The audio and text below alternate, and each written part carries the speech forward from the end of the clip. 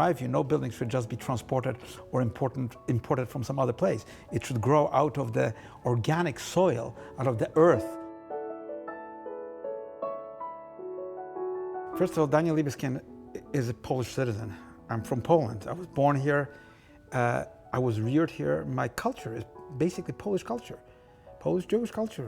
I was brought up on the music of Chopin. I was brought up on Moniuszko, on Pantadeusz, on Polish painting, on Polish culture. And I grew up in Łódź, not far from Warsaw, but to us, Warsaw, on our monthly or bi-monthly trip to see my mother's cousin in Warsaw. This was our big trip. And I remember standing on the site with my sister, where we have even a photograph, standing in front of this huge palace which dominated the city. And the city, even though it was a beautiful city for us kids, it was always dominated by the shadows of communism. No doubt about it. The conformity, the grayness, oppression that people felt, and we too, even as kids. So coming back to Warsaw here, wow, a place of freedom, a place of imagination, really the center of Europe.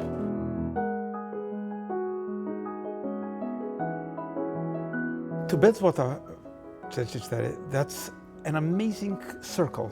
Who would have known that I would come back after so many years to build this fantastic building exactly around the street where my mother lived? You know, the old Hasidic neighborhood, just around Twarda, and to build a building that has the emotion of Poland. It's not just a building from somewhere else. It's about this soil, this city, which is such a beautiful city, has suffered through history and yet has come out, resurrected in a way that no one could have ever imagined. That to me is the inspiration of the building. And I think Zlota is not only an iconic building, but it sets a new standard for living, a new standard of how a large building can be a smart building, can be a contextual building, can be a building that is also symbolic, you know, the free flight of the eagle in the skies of Warsaw. Those are the things that inspired me, and those are the things that I think people will see. Even if they're not lucky enough to live here, they can take a train, they can walk on the streets, they can see it from different angles, and they can see that it speaks to them.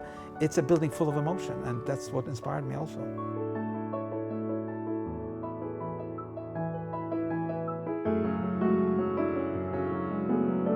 I think this building, even before it is completed, before people have actually moved in, has already changed the way people look at Warsaw, at Poland.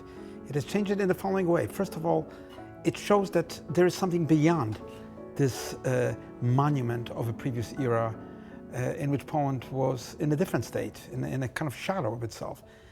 It's a building for people. It has changed the skyline of Warsaw, and it is really a sustainable ecological building. That too is something perhaps you cannot see immediately on looking at it, but the shaping of the building, which is a sculptural, highly sculptural form, is not just an extruded box, but it is a shape that takes advantage of the beauty, which is really the panorama of Warsaw.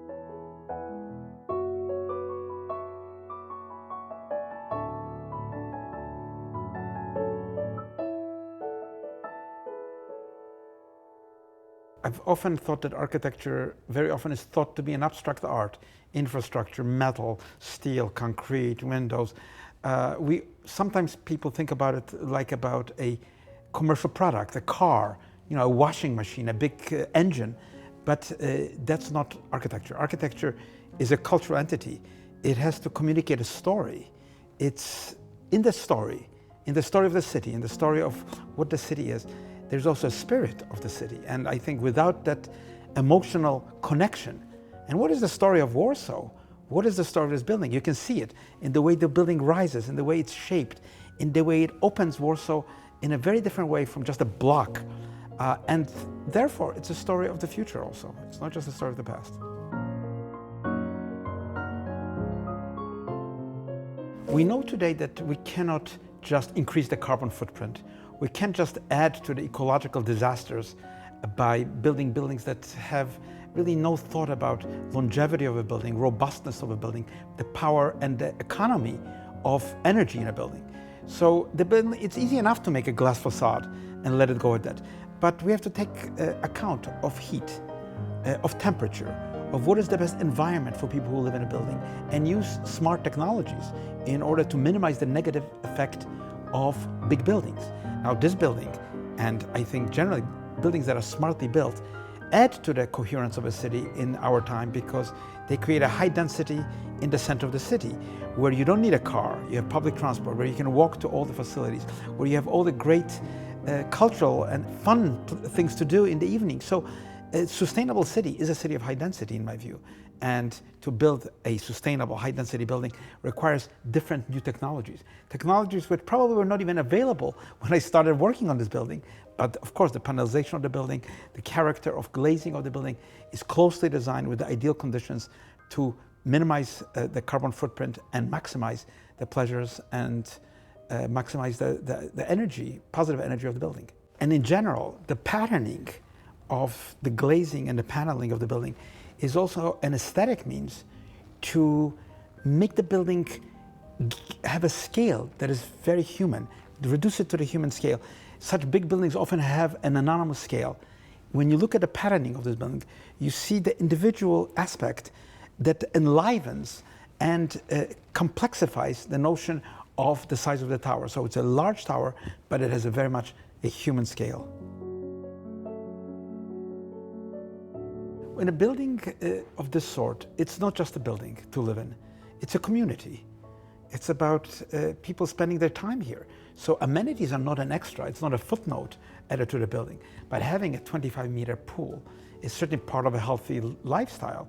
Having the ability to have a place where kids can play, a cinema, a place to meet friends, a place to store one's wine. So the amenities are not conceived just as an abstract facilities or function, but really to affirm that the building is a community of people. It's about life.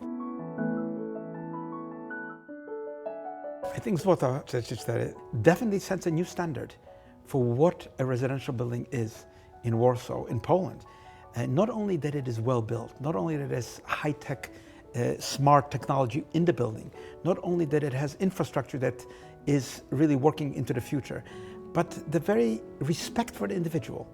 The fact that the building is not just produced out of a formula. In my view, no building should just be transported or imported from some other place. It should grow out of the organic soil, out of the earth where Zlota stands, and into the sky, which is over Zlota, and with these fantastic horizons developing around it. How inspiring is it to be back here with an unprecedented project like Zlota 44.